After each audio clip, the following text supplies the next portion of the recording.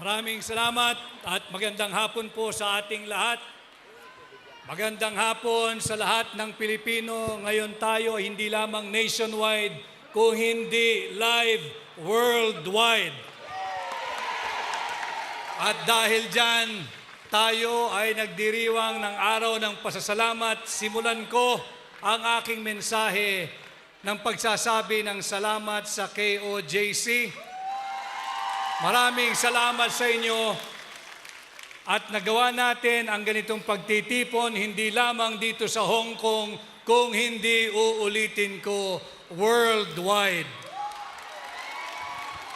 Maraming salamat din kay Pastor Apollo C. Quiboloy sa kanyang 101% pagsuporta sa Duterte-approved, endorsed, and certified senators.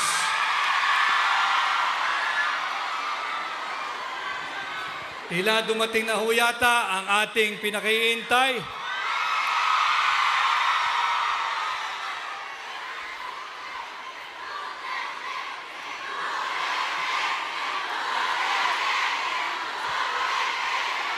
Mabuhay si Pangulong Rodrigo Roa Duterte!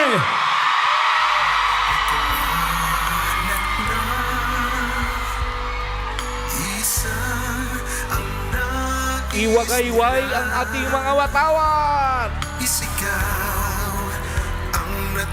Isigaw po natin! Duterte! Duterte! Duterte!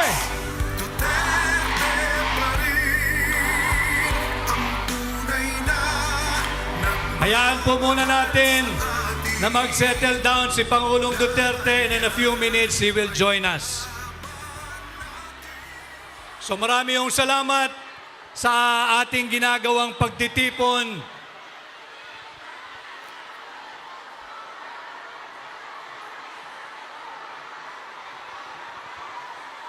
Okay, makakaupo lahat. Makakaupo lahat.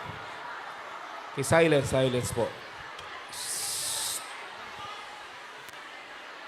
Alam kong excited na ho kayong lahat sapagkat kaming miyembro ng Team Suka ay excited na ring marinig muli si Tatay Digong. At ito nga ho yung dahilan ng ating pagtitipon ngayong hapon. Ang pagbibigay ng pasasalamat. Salamat kay OJC, salamat Pastor Apollo C. Quiboloy. Salamat siyempre sa presensya kanina ng ating pangalawang Pangulo, Vice President Inday Sara Duterte. Paulit-ulit na pong binanggit, subalit hindi po ako magsasawang ipaalala sa inyo. Ating protektahan at ipagtanggol si Vice President Inday Sara Duterte.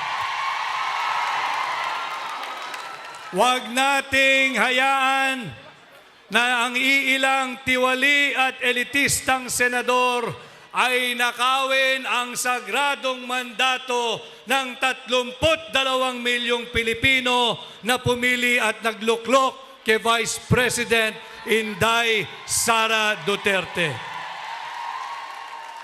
Alam ho ninyo, nakakalungkot ang estado ng ating bansa ngayon. Pinakita kanina sa video kung paano sinalaula, tinapakan at ninakaw ang karapatang pantao ng mga miyembro ng KOJC. Subalit hindi lamang po yan ang kanilang ninanakaw. Ninanakaw din po nila ang pera nating mga Pilipino.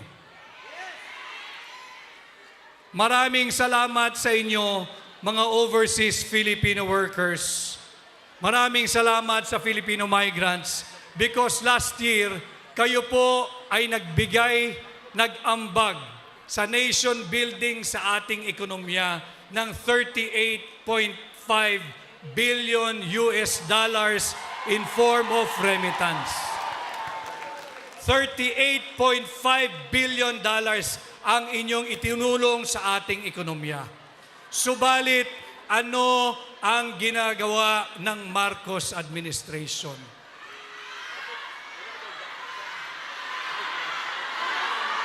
Patuloy tayong binubudol. Nagpapasa ng taunang budget base sa blankong Bicameral Conference Committee report. Ilang beses na rin po tayong nagkaharap, ang pagkakatanda ko sa kabila doon sa ating open stadium. At marami sa inyo ay naging bahagi ng aking desisyon upang tumugon sa panawagan, upang tanggapin ang hamon na pamunuan ang tunay at maisog na oposisyon sa Senado. Babantayan natin taon-taon itong national budget sapagkat ako'y naniniwala dito nag-uugat ang korupsyon sa ating bansa. Kung kaya, dinemanda natin kasalukuyan ang national budget at pinadedeklara nating unconstitutional sapagkat nais kong bigyang halaga ang inyong taunang contribution sa ating ekonomiya. Last year is $38.5 billion. Hindi tayo dapat nakawin ito ng administrasyon ni Bongbong Marcos. Kanya maraming salamat po uli at tayo'y nagkaharap-harap ngayon. You made this possible, again, not just here in Hong Kong, not just nationwide, but worldwide. Pasalamatan ko rin yung aking mga kababayan. Nakita ko kanina sa screen live sa Santa Maria, Bulacan. Maraming salamat sa inyong pagtitipon. Ganon din ang aking mga kasama at kababayan sa Quezon City, sa Lungsod Quezon. Kanya po sana sa darating na Mayo, huwag ninyong kalimutan. Huwag po tayong magpasilaw, huwag nating isuko ang ating self-respect, ang pagkatao, ang dangal at dignidad dahil diyan sa AKAP, dahil diyan sa AIX, dahil diyan sa tupad, dahil diyan sa huwad na ayuda. Tingnan nyo na lamang po ang buong Senate slate ng PDP. Kung ang ating pong katunggali ay may AIX na binibili ang inyong dangal, ang inyong dignidad, ang inyong pagkatao at ang inyong boto, tingnan po ninyo yung Duterte AIX. Ano po yung Duterte AIX? Yung Duterte approved, Duterte endorsed, and Duterte certified senators. Yan po ang ating tulungan. Yan ang tunay na AIX. Hindi pabigat, hindi korupsyon, kung hindi totoong puhunan tungo sa higit na mabuting lipunan.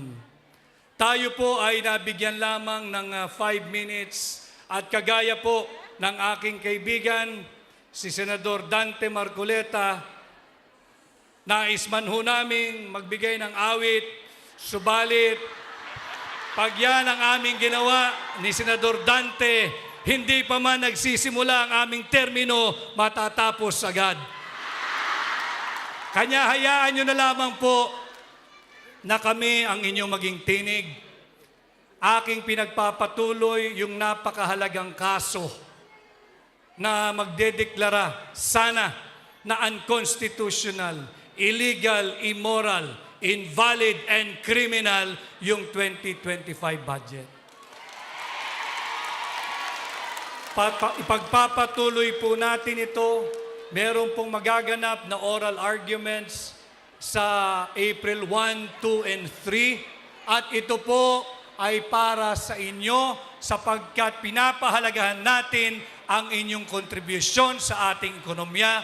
Uulitin ko, $38.5 billion last year. Huwag tayong pumayag na mauwi lamang ito sa pagnanakaw at sa bulsa ng mga tiwaling politiko. Muli ho, ako'y nagpapasalamat sa inyo, nagpapasalamat kay Tatay Digong. Siya ho ay nagsilbi na sa atin ng 6 solid years as our President. Pagkatapos ng kanyang termino, hindi tumigil ang kanyang pagmamahal sa ating mga Pilipino. Patuloy siyang naninindigan at tumatayo bilang inspirasyon, bilang leader, bilang tatay ng bawat Pilipino. Kanya kay Tatay Digong, maraming salamat sa iyong pagmamahal sa ordinaryong Pilipino, sa iyong pagmamahal sa ating bansa. Huwag po natin siyang pababayaan, patuloy nating tulungan, ating protektahan si Vice President Inday Sara Duterte at siyempre, huwag ninyong kalilimutan ang aming buong grupo, ang bumubuo ng Team Suka. Tatandaan nyo lamang ho na ang suka ang kalaban ng tanso, ang suka ang kalaban ng peking ginto, at ang suka ang tutugis at magtatapos sa mga nambubudol sa ating mga Pilipino. Maraming salamat po muli. Ako'y si Attorney Vic Rodriguez, Pilipino, abogado, maisog. Maraming salamat. Maraming salamat, Attorney Vic Rodriguez.